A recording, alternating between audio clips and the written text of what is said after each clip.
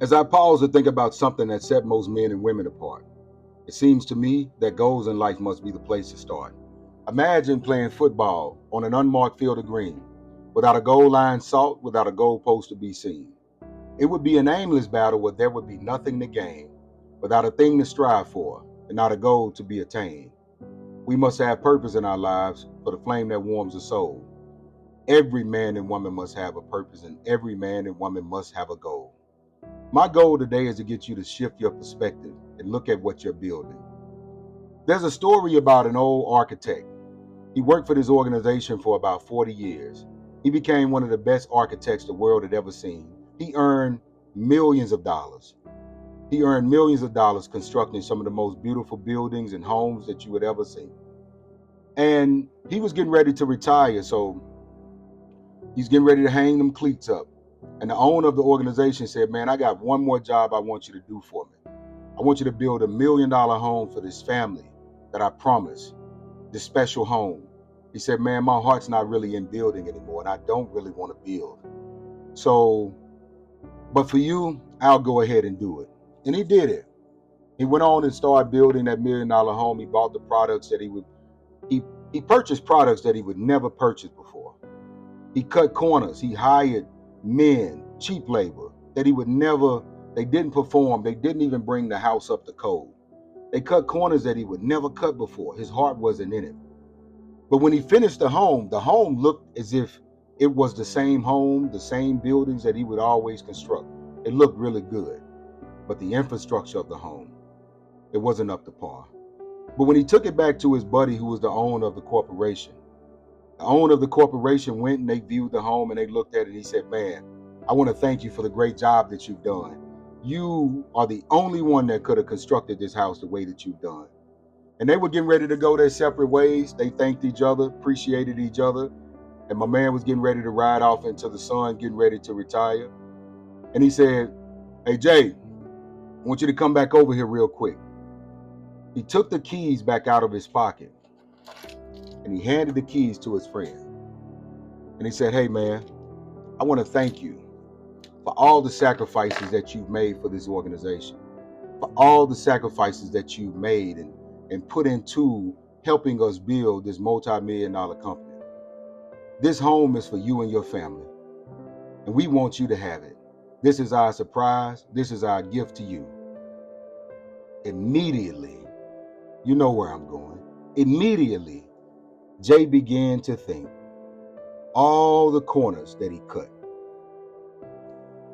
all the cheap products that he bought. And you know the question. What if he would have known the house that he was building was meant for him the entire time? The house that you are building, and I'm not talking about the house that you're trying to purchase to go live in. It's not about the house that you're trying to purchase. It's about the one that you're living in. Mentally, spiritually, emotionally. What corners are you cutting on that home? What corners are you cutting in your life that you knew if you didn't cut those corners? You knew if you tighten up. You knew if you got past the anxiety or the frustration or the fear of cutting your purpose short.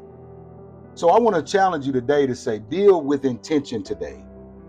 Build with intention in every single thing that you're doing, because every single choice that you're making is going into your home.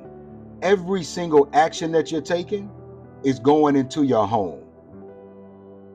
Don't settle. Don't take any shortcuts.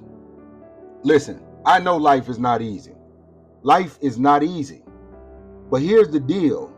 If you build properly, if you don't cut the corners, if you stay committed to whatever that mission is, stop focusing on other people's homes. Stop focusing on theirs.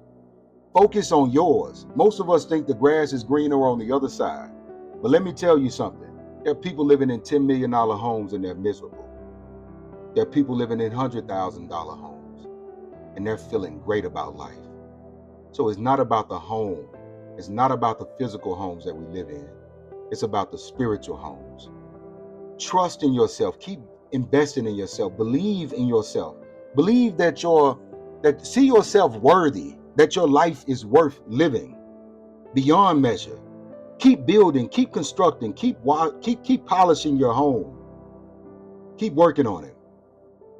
And so I want to say to you, what if he knew he was building his home the entire time?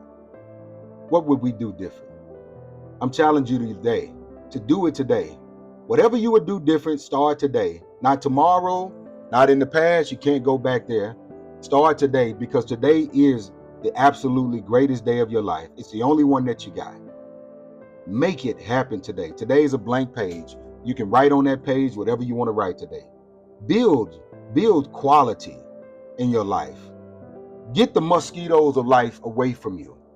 The people who want to pull you back into negative situations, they walk in your home, knocking pictures off the wall, knocking pictures off your inner soul.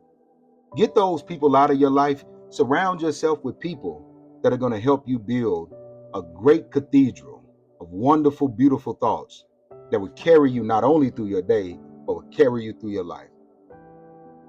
This is your brother, Jon Poe. Keep building and keep working on your home. The house that you're building is meant for you.